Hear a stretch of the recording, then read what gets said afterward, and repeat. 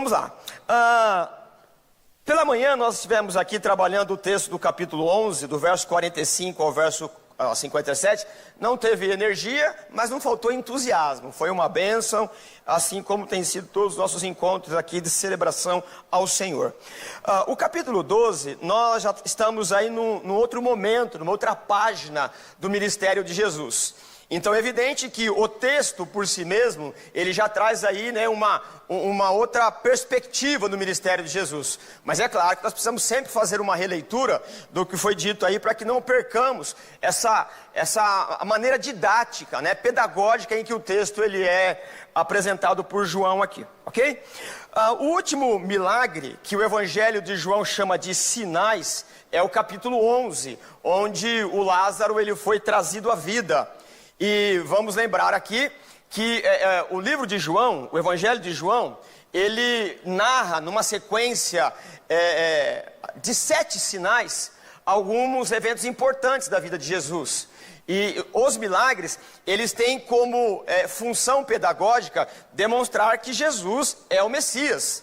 Então, vamos lembrar de alguns deles aqui. O primeiro, né, que inaugura essa série em que o João está nos mostrando aqui, é quando a água é transformada em sangue. Como eu repito aqui de uma forma bastante contundente, mas não é para ser apenas repetitivo, mas só com efeito didático. A transformação da água em vinho ali é para demonstrar que o que limpa o homem agora não é a cerimônia da religião, mas o sangue de Jesus que será derramado na cruz. E aí o João ele vai pontuando os sinais. Ele não usa a palavra milagre, mas a palavra sinal, para mostrar o quê? Que os sinais eles têm a intenção de demonstrar que Jesus é o Messias esperado. Qual é o último sinal que é apresentado aqui antes da morte de Jesus? A ressurreição de Lázaro. E quando nós lemos o texto, o milagre, ele se torna eloquentemente pedagógico, porque Jesus, no contexto, ele vai dizer: eu sou a ressurreição e a vida, não é? E a partir de agora, hoje nós de manhã meditamos aí no capítulo 11 e 45, esse milagre foi tão contundente e não dava de maneira alguma para confrontar Jesus e desmerecê-lo em questões argumentativas, teológicas. Eles resolveram então se reunir no Sinédrio para definitivamente matar Jesus. Tanto que o texto que nós lemos aqui, o Anás, o Caifás, que ele é o sumo sacerdote, ele propõe que o Sinédrio agora determine a morte de Jesus. Porque agora não tem como, a materialidade jurídica, que é a ressurreição de Lázaro, está ali. E não pode mais, não tem como negar. Até então, tentaram desmentir ou desmerecer Jesus, porque ele curava no sábado, e tantas acusações. E outros evangelhos nós vamos ver que acusavam Jesus de comilão, de beberrão, de endemoniado. Mas agora, a materialidade, o Lázaro estava ali. Ele estava morto há 4 dias. E agora não tinha como. O material, a matéria, o Lázaro vivo, era um testemunho eloquente que Jesus, ele era o Filho de Deus. E aí nós argumentamos aqui que Jesus agora ele se retira. Nós argumentamos, mas quem diz é o texto. A partir do capítulo 7, você vai lembrar comigo, aliás, do capítulo 1 ao capítulo 7, Jesus ele não confronta as autoridades do Sinédrio. Lembra que em eventos importantes, Jesus prefere se retirar, geralmente para o norte, para a Galileia, e continuar o ministério dele lá. É a partir daquela festa dos tabernáculos, em que Jesus ele aparece ensinando no templo, que ele vai ter os confrontos, os debates teológicos de forma mais contundente. Então no capítulo 7 até o capítulo 10, capítulo 11, onde há a ressurreição de Lázaro, Jesus então ele tem o confronto público. Lembra que lá no capítulo 7 mesmo, foram prender Jesus e os soldados não puderam fazê-lo por conta da capacidade pedagógica e pela força, né, pela maneira em em que Jesus ensinava. E aí no capítulo 8, nós vemos Jesus então discutindo de uma forma muito mais contundente, teologicamente contundente, apresentando provas. Então Jesus ele vai para o confronto, mostrando que as escrituras estão se cumprindo nele. Capítulo 9, temos lá uma cura importante de um rapaz que era cego, não é? E aí, qual é o argumento dele? Que ele é a luz do mundo. No capítulo 10, que é o texto muito mais contundente, Jesus disse o quê? Que essas autoridades, eles eram os ladrões que vieram para matar, roubar e destruir. E isso meio que pegou fogo na política de Jerusalém. E agora então, na ressurreição de Lázaro, eles decidiram que Jesus precisava ser morto, ele precisava ser calado, porque isso estava causando um problema político. Nesse momento, o templo, a cidade estava cooptada pelo Sinédrio. E o que ocorria? Se houvesse uma insurreição, se os judeus eles se aglutinassem em torno de Jesus e Roma não achasse isso muito bom por questões políticas, eles mandariam um destacamento militar e acabaria então com aquele problema ou com aquele levante político. É por isso que o Caifás ele vai dizer assim, é importante que um homem morra para salvar a nação. Esse argumento dele aqui não é teológico, ele é político, porque todas as vezes que alguém levantavam para levantar um motim contra Roma, matava-se o líder, e Jesus disse isso. Aliás, o Zacarias disse isso lá no Antigo Testamento, fere o pastor e as ovelhas elas se dispersam. E quando o Caifás propõe isso, está dizendo assim, basta pegar a pessoa que está levantando o motim e acabar com ele, matá-lo, e aí então Roma não vai se preocupar. É claro que essa palavra política dele se tornou teológica, porque aqui nós temos a doutrina da expiação, que trabalhamos aqui pela manhã, não é? A doutrina da expiação, ela nos explica que nós somos pecadores e Jesus tomou o nosso lugar. Disso tudo aqui, vai dar a razão agora para essa parte, essa porção do capítulo 12, que é a unção de Jesus, né? A Maria vai derramar um perfume caro aos pés, da cabeça aos pés de Jesus. Nós vamos fazer a leitura do texto e vamos então trabalhar o capítulo 12, verso 1. Deixa eu abrir aqui a minha água e a gente vai ler o texto.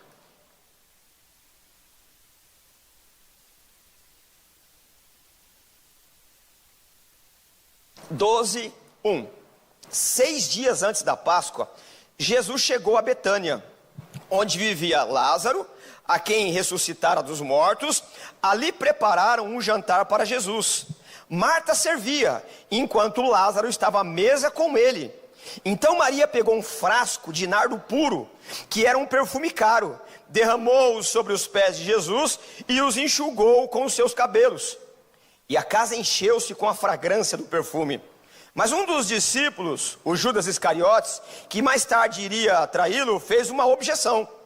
Por que esse perfume não foi vendido e o dinheiro dado aos pobres? Seriam 300 denários. Ele não falou isso por se interessar pelos pobres, mas porque ele era ladrão, sendo responsável pela bolsa de dinheiro. Costumava tirar o que nela era colocado. Respondeu Jesus: deixe-a em paz, que o guarde para o dia do meu sepultamento. Pois os pobres vocês sempre terão consigo, mas a mim vocês nem sempre terão. Enquanto isso, uma grande multidão de judeus, ao descobrir que Jesus estava ali, veio não apenas por causa de Jesus, mas também para ver Lázaro, a quem ele ressuscitara dos mortos. Assim, os chefes dos sacerdotes fizeram planos para matar também Lázaro, pois por causa dele muitos estavam se afastando dos judeus e crendo em Jesus. Muito bem, então nós temos o texto aqui, então vamos de alguma maneira entender alguns pormenores aqui. O que nós temos ter em mente aqui, o último verso do capítulo 11, ele diz o seguinte: os chefes dos sacerdotes e os fariseus tinham ordenado que, se alguém soubesse onde Jesus estava, o denunciasse para que o pudesse prender. Ora, o que está acontecendo? Depois daquela reunião do Sinédrio, eles decidiram que Jesus era persona não grata. Então, para tentar ilustrar aqui, né, como se eles tivessem espalhado cartazes com a foto de Jesus. Ali, ó, procura-se, pessoa não grata, precisamos de alguma maneira prendê-lo. E as pessoas que dessem alguma informação, receberiam lá, né, não digo uma questão pecuniária, financeira como recompensa, mas seria de alguma forma parceiro do Estado nesse aspecto, porque precisava prender Jesus. Então eles divulgaram e perguntavam como ou onde Jesus estava. Era obrigatório, estatalmente falando, denunciar Jesus. Quem soubesse alguma coisa sobre Jesus, precisava, por obrigação legal, entregar Jesus. É claro que essa trama toda, ela não tem sustentação jurídica. E nós vamos ver no processo de Jesus, ela se deu sem nenhuma base jurídica. Eles se reuniram à noite, sem um processo legal formal, para condenar Jesus. Mas eles tinham que dar uma aparência jurídica, apresentando documentos para que Jesus ele fosse condenado. O que eles queriam de fato era prender Jesus.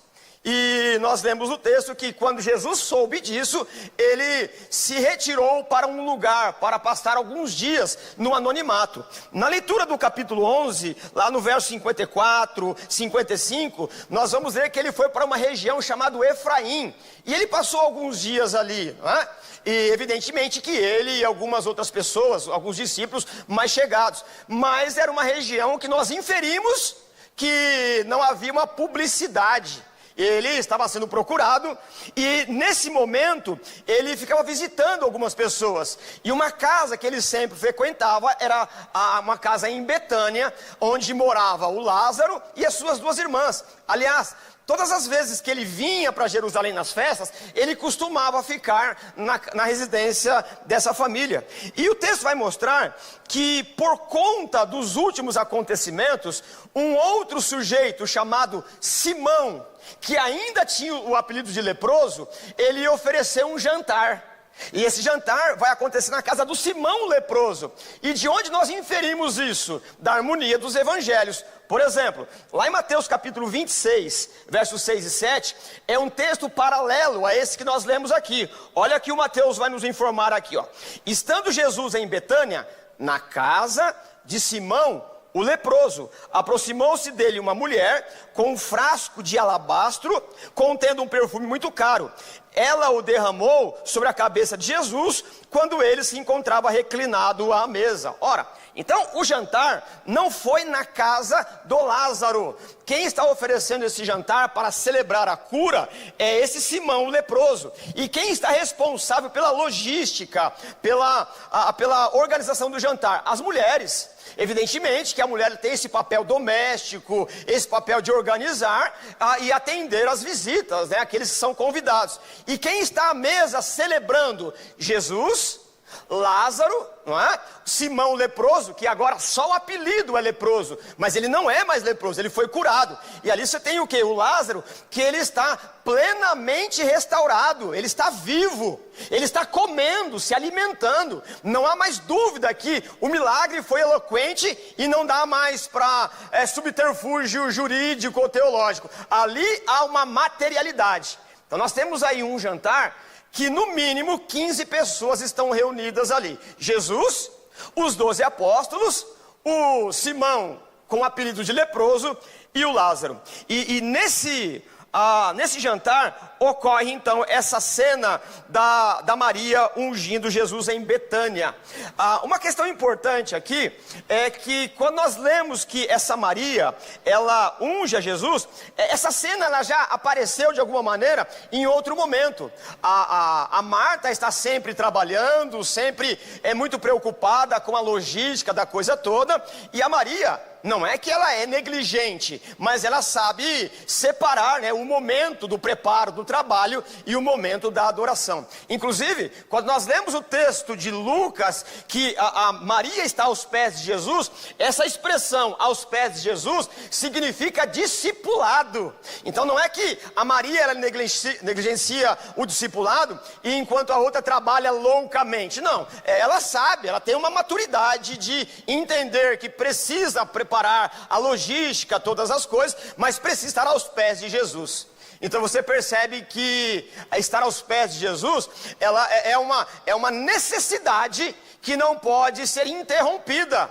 Estar aos pés de Jesus não é apenas para o neófito, não é apenas para o novo crente, não é apenas para o candidato ao batismo. Estar aos pés de Jesus é a vida e a dinâmica do crente que entendeu que Jesus é o Salvador.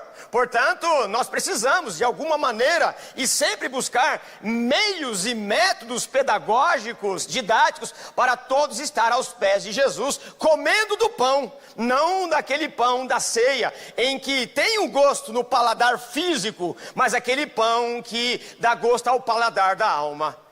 Estar aos pés de Jesus, ele é muito importante. E essa cena, ela é meio que plasmada, ela se repete aqui. A Marta está preparando o jantar e de repente vem a Maria e então ela age dessa maneira. Essa expressão que nós encontramos no capítulo 12, verso 2 e 3, junto com os outros evangelhos, vai dizer que ela vem com um vaso de alabastro. A palavra aí, alabastro, não é o conteúdo. O alabastro é o recipiente. O alabastro é alguma coisa como um mármore. Alguns vão dizer que vinha do Egito, era uma peça muito cara. O conteúdo era um perfume de nardo puro, que era muito caro. E hoje a gente sabe, por trabalho de irmãos, de profissionais da arqueologia, que isso era como uma ampola. Sabe quando você vai tomar a injeção? Guardando aí, né, os paralelos, o farmacêutico, seja lá quem for, ele não quebra a ampola assim para tirar o conteúdo. É mais ou menos isso daí. Ele é lacrado e o vaso de alabastro, ele vem dessa maneira, ele é fabricado assim. Então ela quebra aquele vaso de alabastro. Ela quebra o instrumento que o frasco em si, ele já é bastante caro, e aí vai ungir a Jesus. E como nós vimos aqui, haverá quem é contra esse tipo de ação da Maria. Mas antes de nós tomarmos essa coisa em si, o verso 1, ele dá uma informação cronológica. Qual é? 6 dias antes da Páscoa, Jesus chegou a Betânia, onde vivia Lázaro, a quem ressuscitara dos mortos. Ora, desde o capítulo 7, nós lemos que Jesus chegou em Jerusalém para participar das festividades dos tabernáculos. E ele passou ali mais ou menos 6 meses. Ele não volta mais para a Galileia. Antes do capítulo 7, o texto de João vai nos ensinando que Jesus vinha para as festividades, participava da festividade de Jerusalém, depois voltava para o norte, para a Galileia. Agora não. A partir do capítulo 7 de João, Jesus ele está em Jerusalém e ele nunca mais sai de Jerusalém ou das adjacências. Ele vai morrer ali. Então o texto, a partir do capítulo 7, vai mostrar o quê? Jesus participa da festa dos tabernáculos, ele discute algumas questões ali com aqueles que queriam matá-lo. Depois Jesus vem para a festa da dedicação, e agora nesse momento ele vai dizer o que é um falso pastor, ele vai dizer o que é quem são os maus religiosos. No capítulo 11 ele ressuscita o Lázaro, e agora faltam 6 dias para a Páscoa. Agora na Páscoa havia um movimento muito mais intenso, era a festa com muito mais importância. No momento da Páscoa, as pessoas vinham de todos os lugares, principalmente de Jerusalém, para participar do calendário festivo. E era muito comum as pessoas virem mais cedo para poder fazer atos de purificação. Se houvesse cometido algum pecado, se houvesse cometido alguma infração grave, teologicamente grave, as pessoas vinham para observar ritos para que no dia da Páscoa estivessem minimamente prontos a participar. E Jesus não vai para o ritual, ele está afastado por conta da perseguição. Interessante que nesse momento o número de pessoas vai aumentando, e de todos os lugares de Jerusalém e fora de Jerusalém, as pessoas vêm em peregrinação. Imagine, né? Mal comparando, vamos imaginar que aqui é o templo onde ocorrem as festividades. E você tem as sinagogas, como se fossem congregações, alguma coisa assim. Mas a festa, ela acontece onde? No templo, no centro da cidade. As pessoas que vinham das adjacências, elas vinham caminhando, e no meio do caminho, elas vinham cantando aquilo que os salmos vai chamar de cânticos de peregrinação. Então imagine você vem caminhando para o templo e vai cantando os hinos. Aquele movimento, não é? Ele é muito intenso e muito sugestivo para que se participe da Páscoa. Jesus não vai participar agora da peregrinação, porque ele já está nas adjacências. Mas como eu trabalhei alguma questão de manhã, e eu acho que vale a pena recordar, todas as vezes que Jesus vem para a Páscoa, há uma euforia e uma angústia na alma de cada um para chegar antes. Quanto antes, melhor. Imagina você chegar num lugar, ainda que ele seja bem construído, que tenha vazão de pessoa, o fluxo, a logística, é muita gente. Então, quanto antes você chegar no local, é melhor a tua expectativa, a participação. Quem chega primeiro, senta nos primeiros bancos. Quem chega primeiro, tem melhores hospedarias. Lembra quando tem o recenseamento? Jesus ele chega atrasado, aliás Maria, e não tem lugar mais nas hospedarias, porque o volume de gente é muito grande. E todas as vezes que Jesus vai para a festa, ele vem caminhando e junto com ele você tem os discípulos. E há uma angústia de querer ir rápido, porque quem chega primeiro pega os melhores lugares. O problema é que no meio do caminho tem um cego, Jesus vai conversar com o cego. Ele para jantar na casa do Zaqueu, que está no contexto aqui, né? Agora imagine você fazendo parte do grupo de Jesus, querendo chegar em Jerusalém, e Jesus a toda hora para conversar com alguém. Eu imagino o Pedro, né? O mais afoito, dizendo assim, Jesus, de novo vai conversar com essa pessoa aí? Porque essa era uma época solista, que as pessoas ficavam à beira do caminho, porque em tese, quem vai para o culto está com uma inclinação piedosa melhor. Vai dar uma ofertinha aqui pra gente. E Jesus, ele conversa com o cego, com o Bartimeu. Ele vai para a casa do publicano lá, né? O Zaqueu. Vai almoçar. E o Pedro, a turma toda, Jesus, vamos chegar atrasado. Jesus, vamos logo aí. Quando chegar em Jerusalém, não tem mais espaço pra gente. E Jesus, ele não está muito aí com as estruturas religiosas. Porque o importante para Jesus é estar na companhia daqueles que querem ouvir um pouco mais da porção do Evangelho. E aí, eu quero contar uma experiência que ocorreu já há alguns anos. Na minha vida, eu entendi muito cedo que Deus me chamaria para uma vocação pastoral, né? Para ensinar. Eu sabia, literalmente, no momento da minha conversão, qual era o caminho que estava pavimentado. Sem saber, eu não gostava muito de leitura. Eu lembro que a minha mãe, quando ela dizia, e eu lembro também, quando eu chegava, era férias da escola, eu tinha uma bolsa que colocava aqui nas costas, né? Chegava, eu tirava a mochila das costas e eu mirava debaixo da minha cama assim e jogava.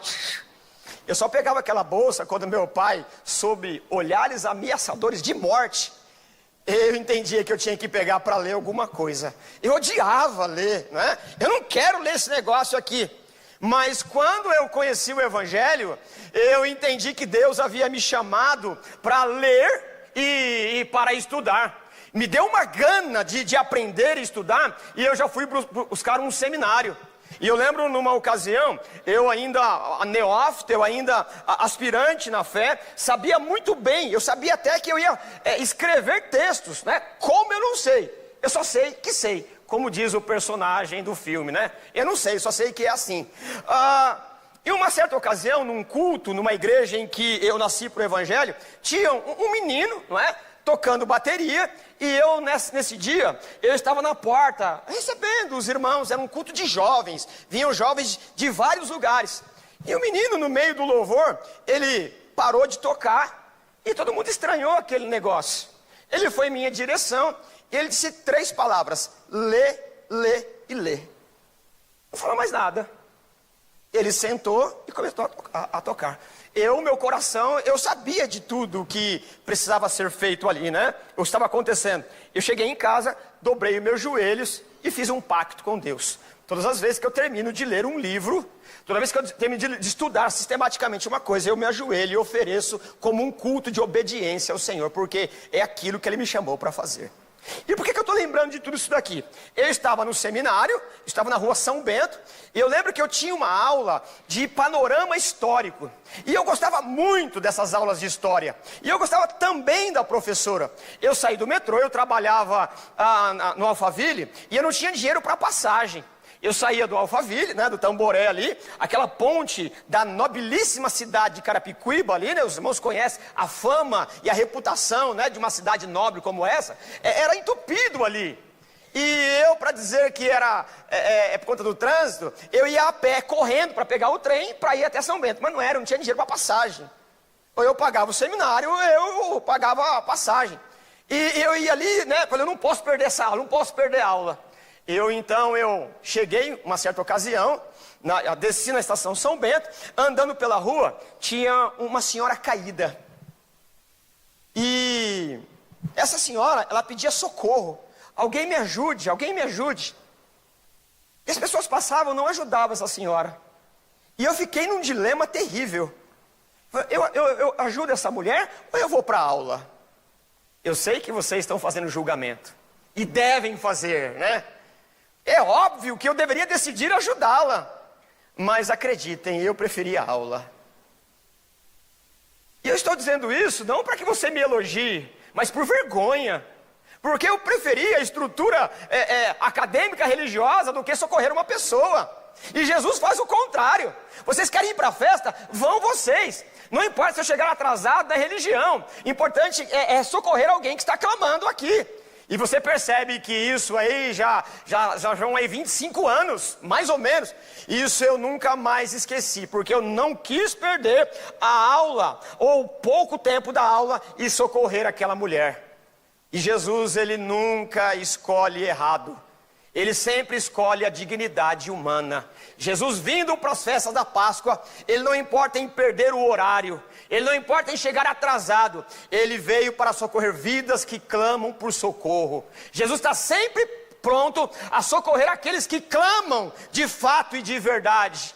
E é claro que essa lição, ela guiou a minha mente até hoje, e eu preciso sempre destacar isso. Jesus não tem problema em chegar atrasado num evento religioso. Jesus não tem problema em chegar atrasado e perder a hora da estrutura religiosa. Ainda que ela seja importante, a dignidade humana está sempre é muito mais importante do que qualquer assunto religioso.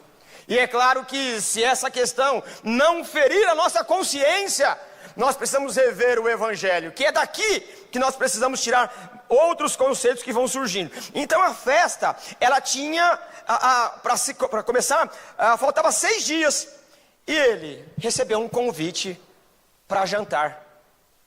E ele prefere ir para o jantar com pessoas que de fato estão celebrando a vida. Porque muitas vezes nós, nesse placar religioso, nós queremos apenas ter um pontinho mais na religiosidade, ao invés de comer na alegria, no pão, ou na distribuição da comunhão.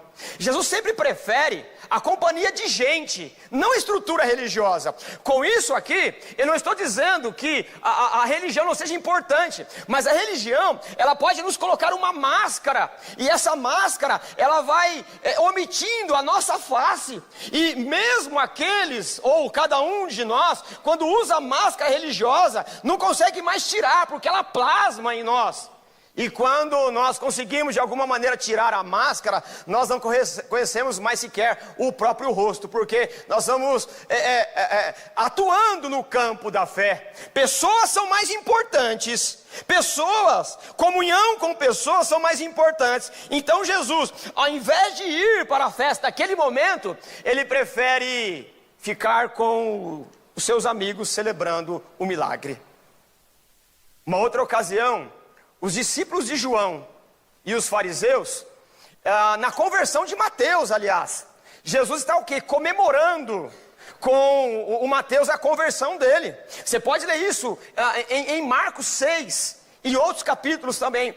Os discípulos de João e os fariseus batem na porta lá e dizem assim: ô Jesus, hoje é o dia de jejuar, você não vai jejuar não? Jesus responde mais ou menos assim: jejua vocês, eu estou comendo com os meus amigos. Ele é fenomenal, né? Porque sempre há uma regra da religião dizendo o que a gente tem que fazer em detrimento da comunhão. A comunhão, o evangelho, ele prima, ele preza pela comunhão de um com o outro. Mas o problema é que quando a religião ela vai entrando no meio ou entre as pessoas, nós vamos ficando cegos pelo poder entorpecedor da religião.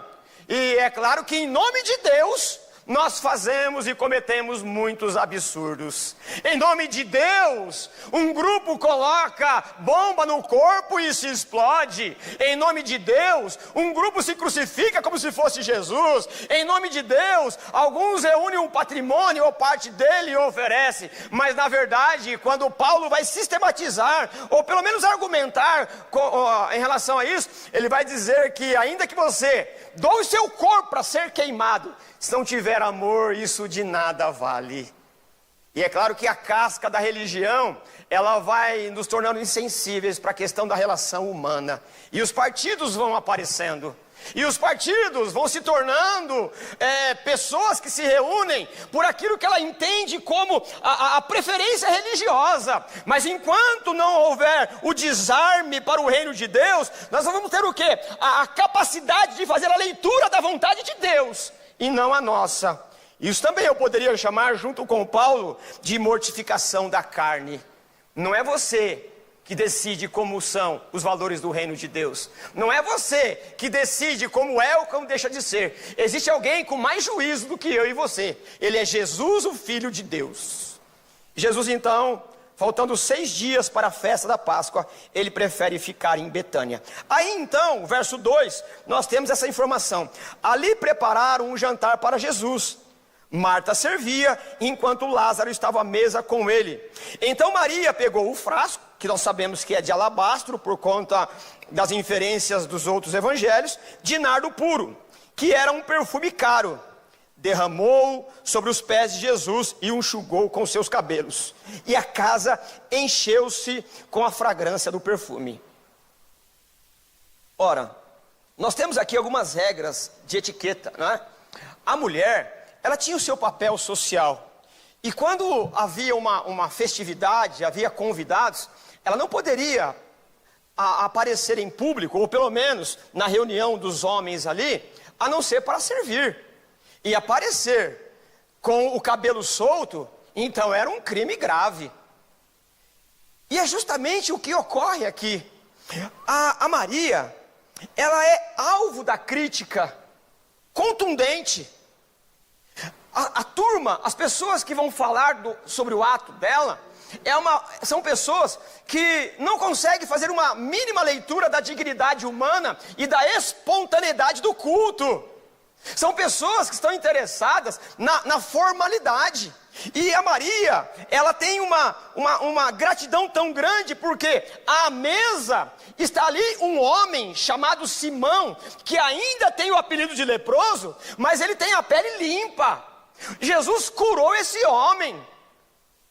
Você está de frente de uma pessoa que tinha lepra naquela circunstância, e agora ele tem a pele de um bebê restaurado, já seria um espetáculo da graça, já seria um motivo de celebração contundente, para que não dessemos ouvido à torcida, que sempre está ditando as regras do jogo. Mas torcida não dita a regra do jogo.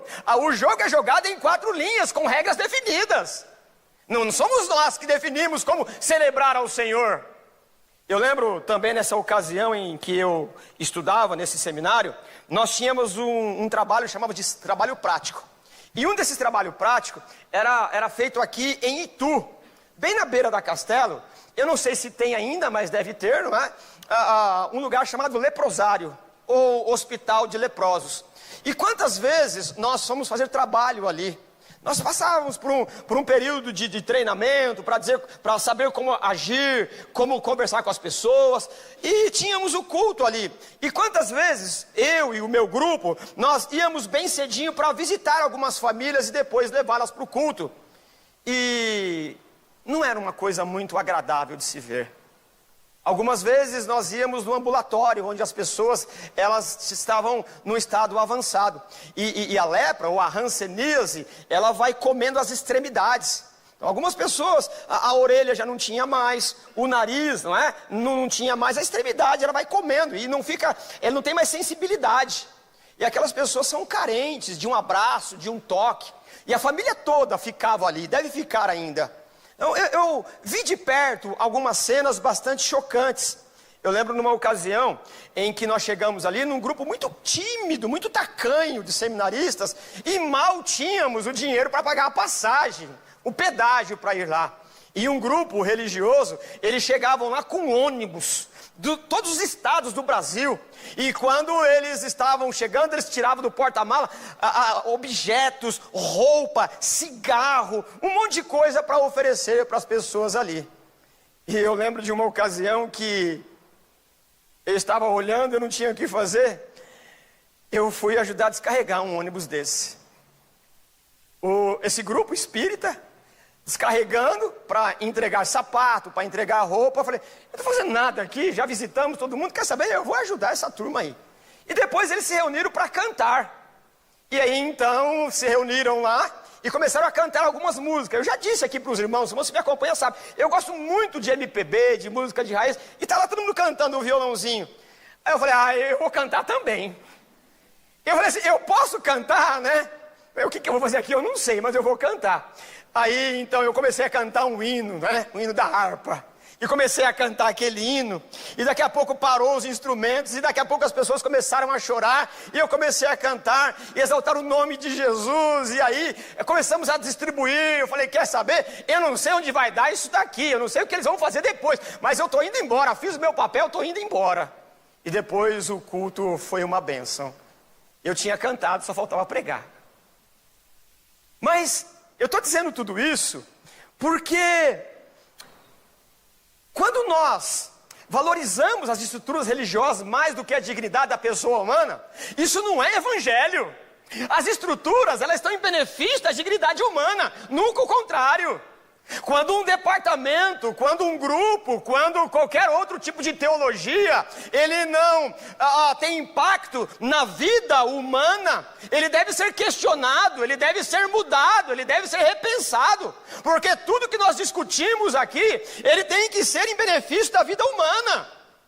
E a Maria, ela tem o preconceito da sua época, e cada um a per si, aqui, sabe que vencer os preconceitos do seu tempo não é fácil. Para vencer os muros, as grades do preconceito que nos amarram nas nossas emoções, é muito difícil. Imagine num tempo como esse, você tem ali 15 homens participando da ceia, e as mulheres devem servi-la, é o papel social delas, e aqui não há nenhuma crítica para cá ou para lá, é apenas uma constatação da narrativa. E de repente essa mulher, ela vence o preconceito, porque o coração dela está ardendo de gratidão por aquilo que foi feito.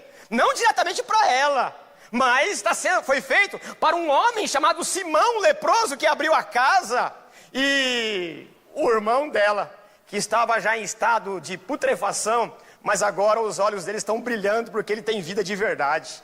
Essa mulher não considerou as estruturas sociais, a convenção machista, paternalista e masculina daquele momento.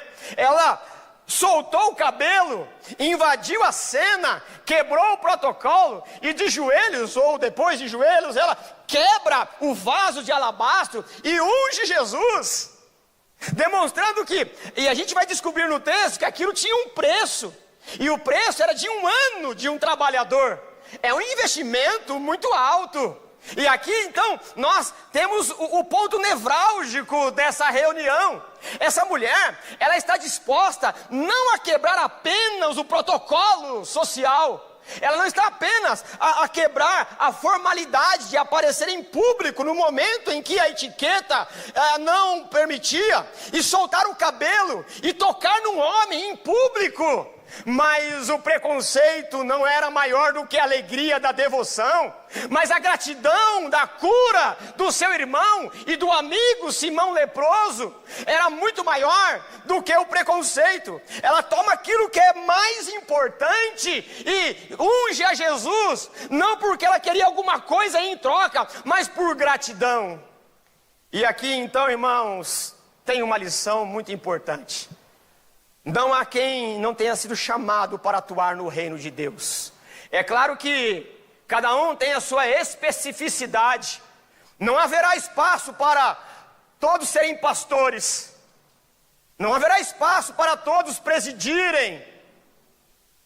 Porque é característica de ministério.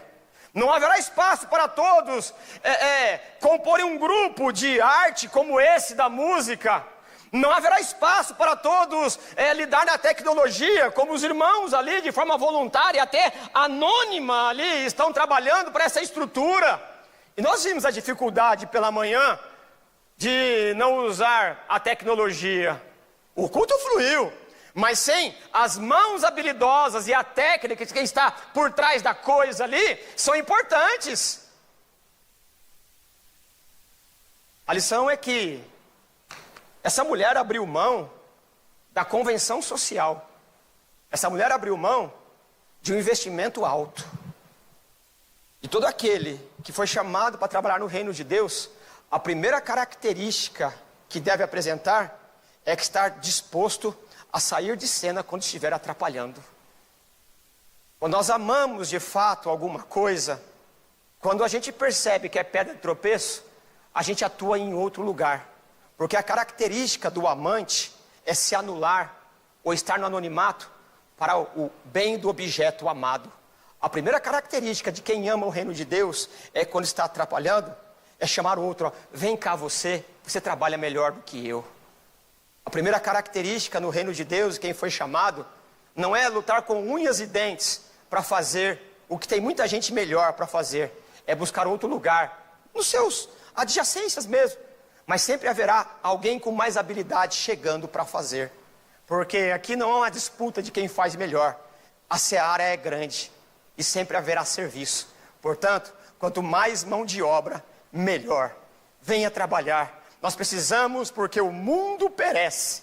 E quando a nossa vaidade ela está acima do serviço, nós não quebramos o frasco de alabastro, que é importante para nós. Nós precisamos do ministério do Senhor, quebrar aquilo que é mais importante e colocar aos pés do Salvador, porque só está apto a trabalhar no reino de Deus quem está pronto a estar no escanteio por um momento, para trabalhar com mais eloquência e contundência no momento em que se rentabilizar.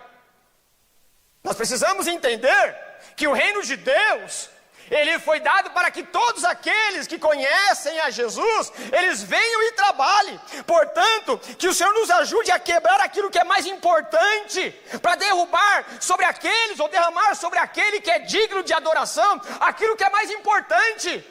Quando nós estamos aptos, quando estamos solícitos para derramar aquilo que é mais importante aos pés daquele que nos salvou, nós estamos aptos a trabalhar em qualquer área do ministério.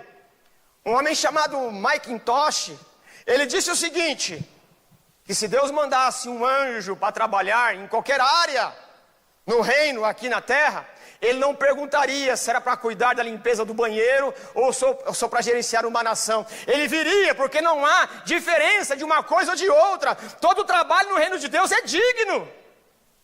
Portanto, a primeira característica de quem quer adorar o Senhor com o serviço é deixar sempre à disposição, porque sempre haverá pessoas, ou num dado momento haverá pessoas que sabem fazer melhor.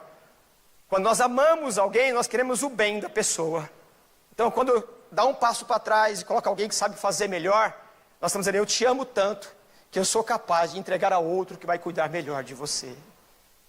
Isso é nobreza de caráter, isso é quebrar o vaso, isso é derramar o perfume e ungir. Isso é saber que ninguém consegue construir o reino de Deus sozinho.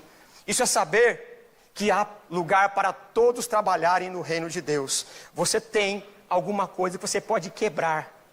Alguma coisa que é caro para você. Mas você pode quebrar com confiança de adoração. Porque Deus não despede com mãos vazias todo aquele que abre mão, inclusive, da própria vida. E não só para o tempo, mas para a eternidade. A característica de quem quer adorar a Deus é sempre se colocar à disposição e sempre saber que haverá pessoas com mais capacidade para trabalhar. É possível que a gente ainda não percebeu, mas tem gente mais bonita que você. Você pode não acreditar, mas se você olhar direitinho, tem gente mais bonita que você. Se você olhar direitinho, tem gente mais inteligente do que você. Se você olhar direitinho, tem gente mais habilidosa que você. Não é assim? A gente acha que é a última bolacha do pacote, mas não é verdade. Não é verdade. No reino de Deus, todos nós recebemos a graça de Deus de reunir um patrimônio, seja intelectual, seja financeiro, seja o que for. E Deus está sempre pedindo para que nós o quebremos na presença dEle em adoração, para deixar que Ele conduza, porque o reino é dEle. Do que dEle, por Ele são todas as coisas, a Ele a glória para sempre, amém. Uma das características de que você foi chamado é que você está sempre disposto a abrir mão para o bem maior da comunidade dos santos. E Jesus está ali. E é claro que haverá pessoas que vão reclamar. E aqui o verso 4 diz assim: mas um dos discípulos, o Judas Iscariotes, que mais tarde iria traí-lo, fez uma objeção. Porque esse perfume não foi vendido e o dinheiro dado aos pobres? Seriam 300 denários. Ele não falou isso por se interessar pelos pobres, mas porque era ladrão. Sendo responsável pela bolsa de dinheiro, costumava tirar o que nela era colocado. Ora, irmãos, existe um campo do conhecimento humano chamado de fisiologismo. O fisiologismo, ele ensina a investigar ou procurar na fisionomia da pessoa as suas intenções, pelo tom de voz, pelo gestual neurolinguístico. E muitas pessoas que trabalham em diversos campos do conhecimento humano sabem decifrar. Existe inclusive uma ciência chamada a teoria de Lombroso, alguma coisa assim, que pelo formato da cabeça, as pessoas sabem, o estudante sabe o crime que aquela pessoa tem competência, ou capacidade, ou potencial para praticar. E eu digo isso porque a fisionomia do Judas deve ser uma fisionomia que não enganava muito, que ela não conseguia disfarçar, ainda mais do Senhor que nos sonda e nos conhece. E eu digo isso porque na pintura de um quadro da Santa Ceia, o artista que foi contratado, ele pintou todo o cenário, ele fez toda a pintura, o cenário, a estrutura, e ele deixou os últimos 2 personagens por último, porque ele queria retratar na fisionomia o que de fato se passava na reunião da última ceia. E esses personagens eram Jesus e era o Judas. E ele imaginou que se ele fosse para um seminário, para um lugar onde havia aspirantes ao ministério, ele encontraria alguém cuja fisionomia fosse o material, o modelo para ele pintar a face de Jesus na Santa Ceia. E ele encontrou um rapaz com a face serena, grato pelo chamado ministerial, alegre por estar se preparando academicamente para a carreira que o Senhor tinha proposto. E ele não teve dúvida e pintou no quadro da Santa Ceia esse seminarista, esse aspirante com o rosto angelical. E depois de um tempo, ele precisava pintar apenas o Judas. E ele, de si para consigo mesmo, se perguntava onde ele encontraria alguém com a fisionomia sofrida e sisuda para colocar no Judas naquele momento.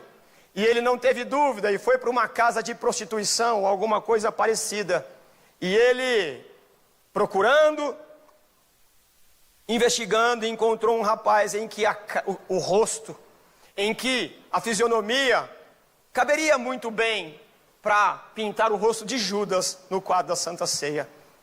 E ele conversou com o rapaz e no meio da conversa ele descobriu que era o mesmo que ele havia pintado a face de Jesus. A diferença é que agora a estrutura religiosa tinha transformado o semblante sereno num semblante sisudo, porque a religião de alguma maneira carcomeu aquele sujeito.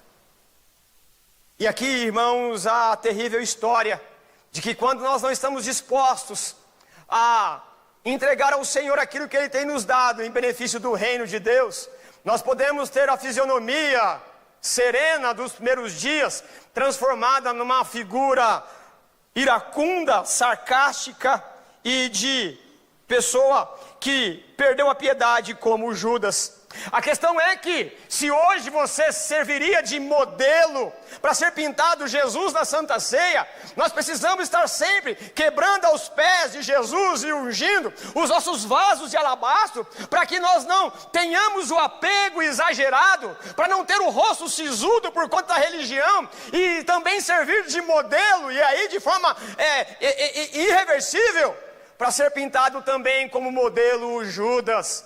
É por isso que nós precisamos entregar os pés da graça e entender que todos nós vamos servir aos propósitos em que Deus decretou na eternidade.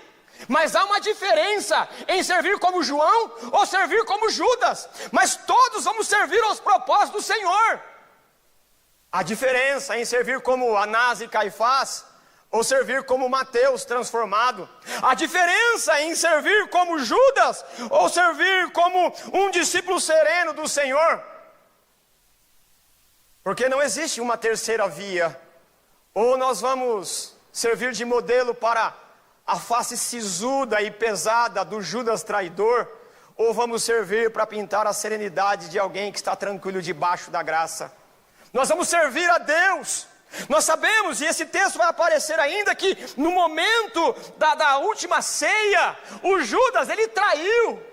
E ele, o texto diz, que ele estava cumprindo os decretos de Deus. Portanto, é inexorável, não há uma terceira via. Nós vamos cumprir os propósitos e decretos de Deus, mas há uma diferença entre servir a Deus como um Judas e servir a Jesus como Maria, que quebra o perfume caro aos pés de Jesus por gratidão, e servir a Jesus como um Judas que tem a questão pecuniária, a questão vantajosa da religião.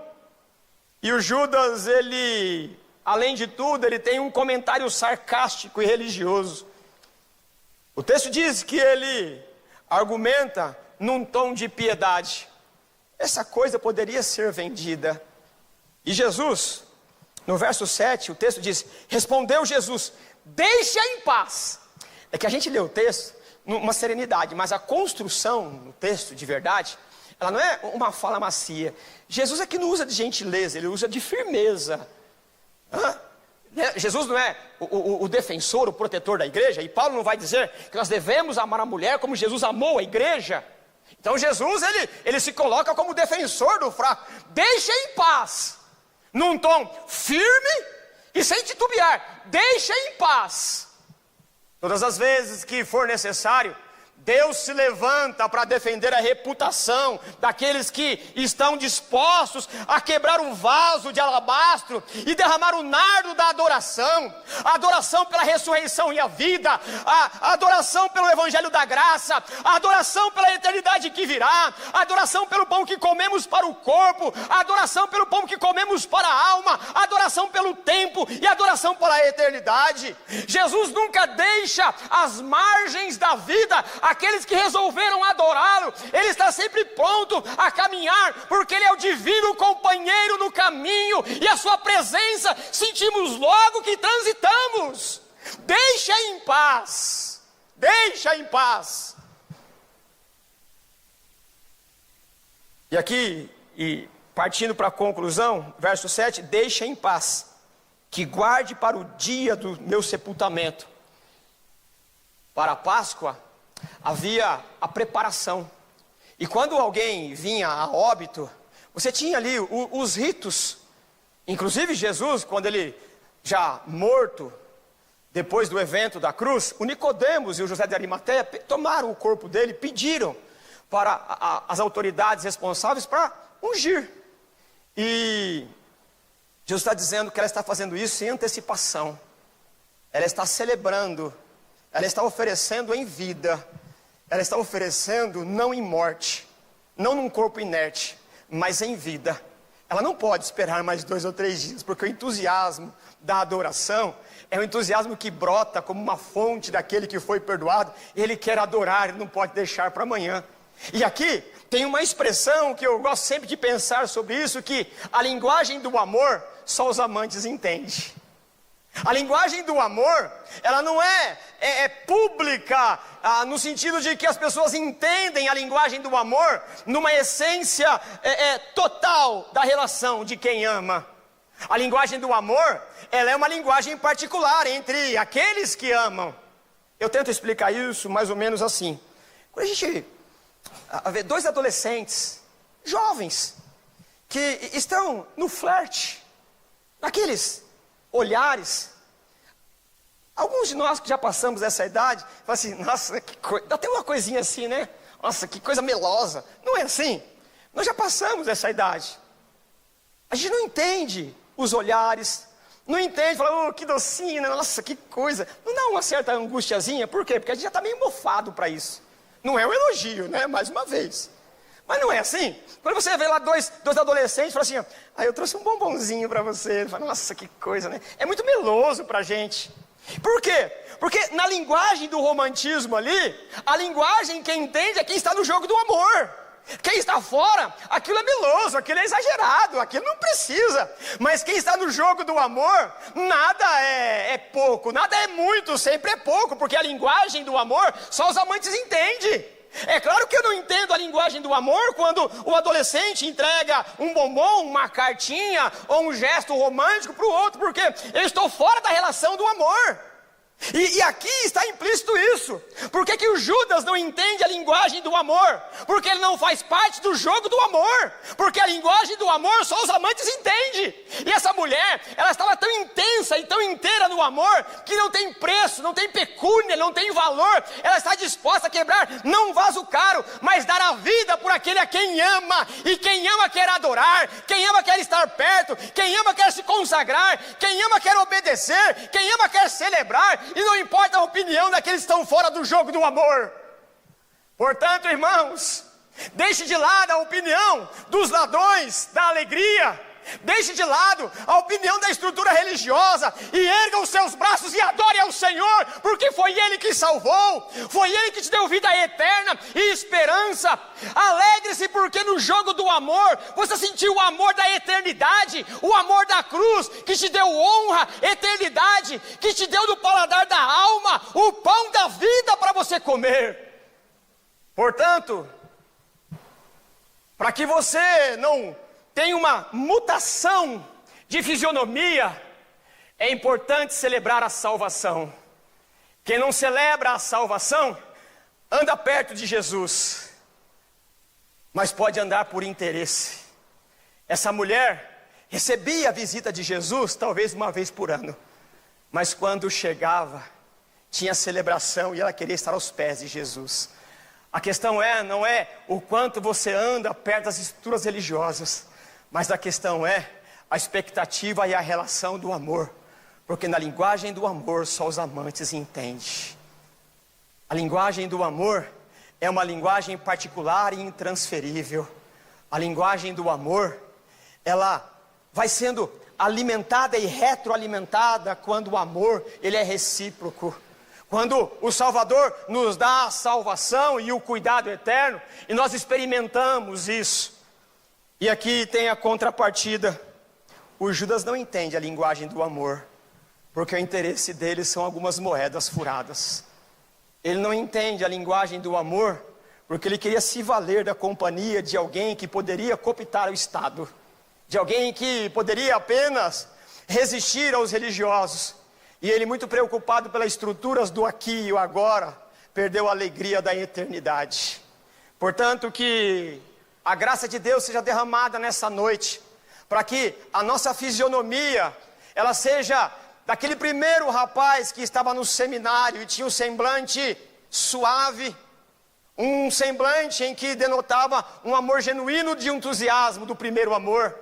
E que o Espírito de Deus nos ajude a fazer a manutenção dessa relação na linguagem do amor, para que os nossos rostos, nossa face não seja mutada numa face do Judas, que negociou o tempo todo, que não foi capaz de quebrar o vaso de alabastro em adoração, que ficou preocupado com a reputação, que ficou preocupado com questões outras, e nunca foi capaz de adorar. E sem a adoração é intencional, não há possibilidade de que a nossa face não seja mudada.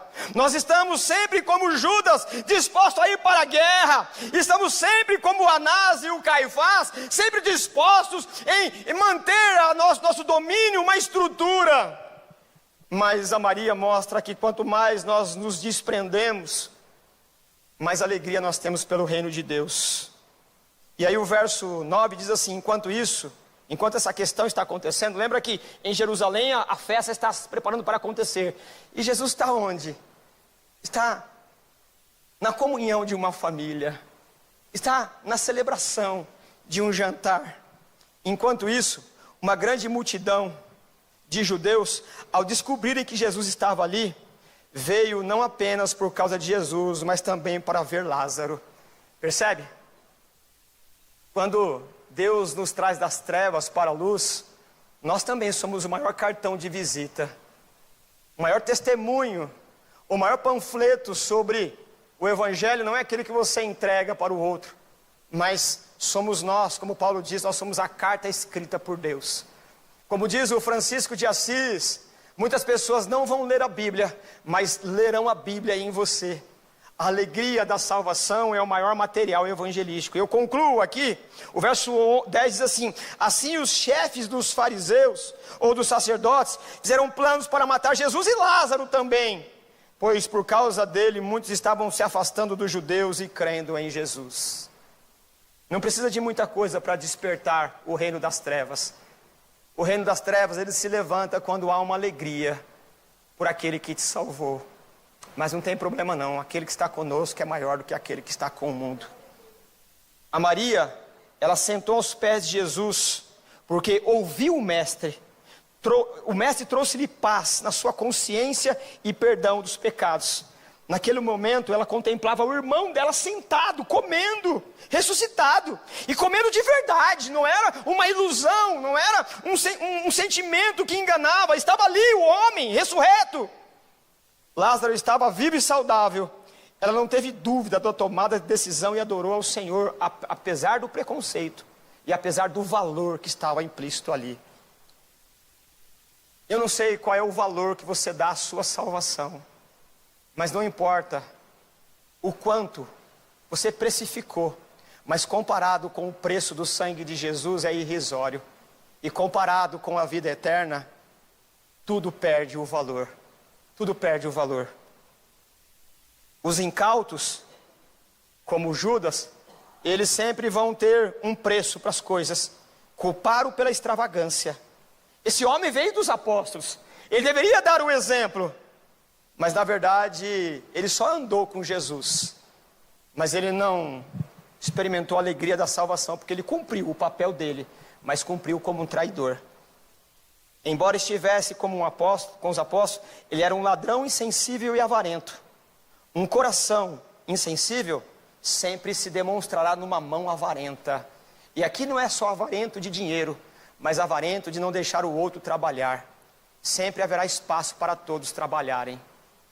Vá para os becos e valados, para todos os lugares, e fale da salvação que o Cristo te entregou. Se uma pessoa não possui qualquer sentimento de dívida e de gratidão a Cristo, não podemos esperar nada, porque ela ainda não entendeu o Evangelho. Mas eu convido você a experimentar dessa salvação. Eu convido você a derramar diante do Senhor aquilo que você tem mais caro, o seu tempo, os seus talentos, e unir-se aos batalhões que trabalharão pela causa do reino. Há trabalho pronto para você, cristão, que demanda toda a sua devoção. Pode ser humilde, mas se for para Deus, pode saber que Ele tem uma recompensa eterna. Que a tua face seja sempre modelo para pintar o Jesus da mesa da ceia. E ela nunca seja mudada na face sombria, desesperada e angustiada do Judas. Cada um de nós vamos cumprir o papel do decreto da eternidade. Mas tem diferença se você serve como Judas ou se você serve com João. Que Deus nos ajude a caminhar atrás daquele que é o nosso autor e salvador da nossa salvação, e servi-lo com gratidão e desprendimento. Vamos orar? Pai, nós te louvamos pela tua graça. E nós, Pai, temos uma capacidade impressionante de nos prender aos sistemas, aos valores.